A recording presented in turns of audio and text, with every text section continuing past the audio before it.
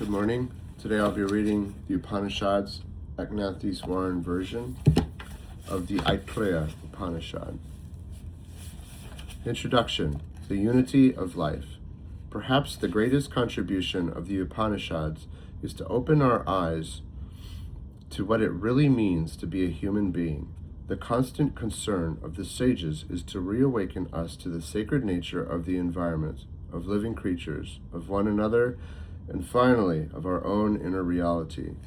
This exalted vision of the human person has been echoed by the anonymous monk of 14th century England, who has left us one of the world's greatest mystical documents, the Cloud of Unknowing. Beneath you and external to you lies the entire created universe. Yes, even the sun, the moon, and the stars. They are fixed above you, splendid in the firmament, yet they cannot be compared to your exalted dignity as a human being. There is nothing above you in nature except God Himself.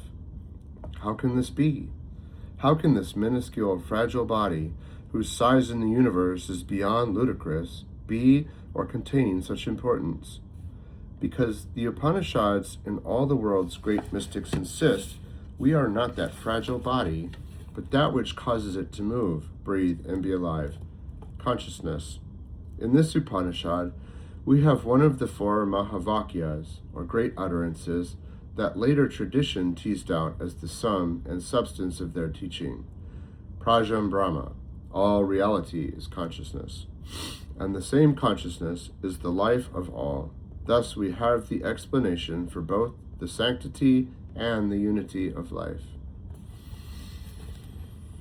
The Aitareya lays out this explanation by telling the story of evolution in the form of a creation myth. To us today, it seems very Lamarckian because it sees the driving force of evolution as desire. But if we bear in mind that the sages understood desire to be precisely that, a force rather than simply cravings or emotions, the myth is not so implausible.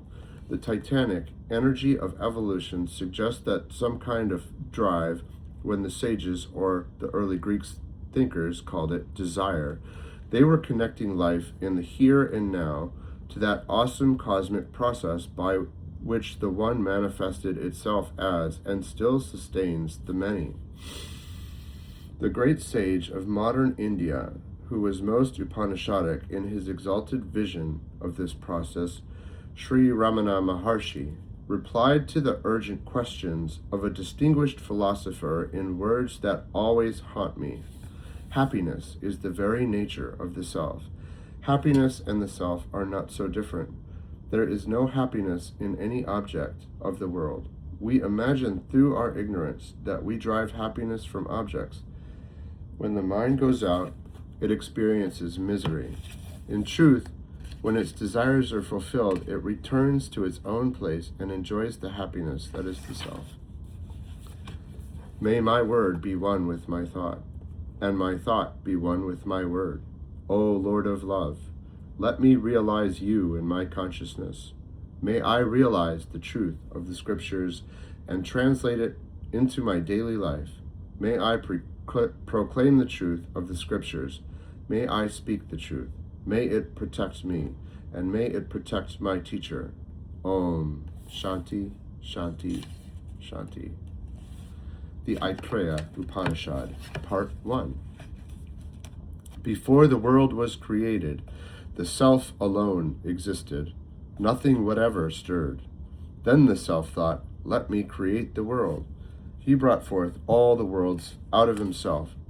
Ambas, high above the sky, Marichi, the sky, Mara, the middle region that is earth, and Apa, the realm of waters below. The self thought, I have created these worlds.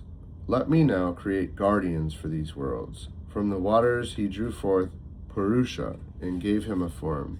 As the self brooded over the form, a mouth opened, as does an egg, giving forth speech and fire. Nostrils opened with the power of breathing the air. Eyes opened, giving rise to the sight and sun. And ears opened to hear the sound in space. Skin appeared, and from it hair. From hair came plants and trees. the heart gushed forth, from the heart came the mind, and from the mind came the moon. The navel opened with the downward force, apana, which gave rise to death. The sex organ rose with living water, which gave rise to birth. Thus came these guardians into the mighty ocean of existence. The self caused them to hunger and thirst. They said to the self, "Give us a place where we can live and eat." He brought them the form of a cow. They said, "This is not what we desire." He brought them the form of a horse. But they said again, "This is not what we desire." He brought them a human form. They said in joy, "Just right. A human body is just right for us." The self asked them to enter the body and take up their places. Fire, becoming speech, entered the mouth. Air, becoming smell, entered the nose. Sun, becoming sight, entered the eyes. Sounds in space, becoming hearing, entered the ears. Plants, herbs, and trees, becoming hair, entered the skin. The moon, becoming mind, entered the heart. The god of death, becoming downward force, entered the navel. The god of living water, becoming sperm, entered the sex organ. Hunger and thirst said to the self, "Give us a place," he told them. "Enter into these guardians and share their life with him." Thus hunger and thirst for food, drink and pleasure attend us, whatever we do in life. The self, creator, thought, "Here are the worlds and their guardians. Let me now bring forth food for them." He brooded over the waters and food and appeared in the form of matter. It tried to run away in fear, and man, the first embodied being, tried to catch it with his speech, but he could not catch it with words. Merely by repeating the name of food, one cannot satisfy hunger. He tried to catch it with his breath, but he could not. Just by smelling food, one cannot satisfy hunger. He tried to catch it with his eyes, but he could not. By looking at food, one cannot satisfy hunger. He tried to catch it with his ears, but he could not. By merely hearing about food, one cannot satisfy hunger. He tried to catch it with his skin, but he could not. By touching food, one cannot satisfy hunger. He tried to catch it with his mind, but he could not. By thinking about food, one could not satisfy hunger. He tried to catch it with his genital organ, but he could not. By sexual union, one cannot satisfy hunger. He tried to catch it with apana, the downward prana of digestion, and at last he caught it. Thus it is apana that takes in food. Thus it is apana that takes in food.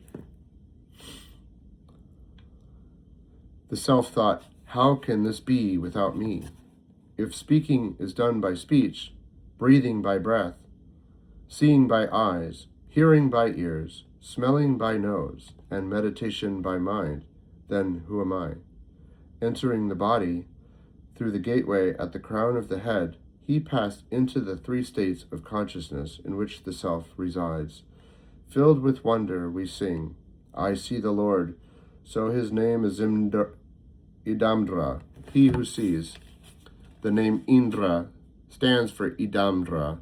The gods do like to sit behind a veil. Indeed, they like to sit behind a veil. Part 2. Life begins in man as sexual fluid, which has the strength gathered from all his limbs. Man holds this quintessence in his body, and it becomes the child in woman. This is the first birth. Child and mother are one. She protects the child and needs protection. The mother carries the child in her womb, and the father bestows his loving care before and after birth. The child is their Atman, their very self, and continues their line without break as the second birth. He discharges all their holy duties and sheds his body too, when it grows old, to be born again. This is the third birth. The sage Vamadeva declared of old, "While dwelling in the womb, I understood the birth of all the gods. 100 forms, strong as steel, held me prisoner, but I broke loose from them. Like a hawk from the cage and came out swiftly. While still in the womb, Vamadeva made this declaration. He emerged from his mother's womb, fully illumined, to live in abiding joy, and went beyond death. Indeed, he went beyond death. Part 3. Who is this self on whom we meditate? It is the self by which we see, hear, smell, and taste, through which we speak in words. It is the self, the mind by which we perceive, direct, understand, know, remember, think, will, desire, and love. These are but servants of the self, who is pure consciousness. This self is all in all. He is the gods, the 5 elements, air, fire, water, and space. All creatures, great or small, born of eggs, of wombs, of heat, of shoots, of horses, cows, elephants, men and women, all beings that walk, all beings that fly, and all that neither walk nor fly. Prajna is pure consciousness, guiding all. The world rests on Prajna, and Prajna is Brahman. Those who realize Brahman live in joy and go beyond death. Indeed, they go beyond death. Om. Shanti, Shanti, Shanti. Thank you.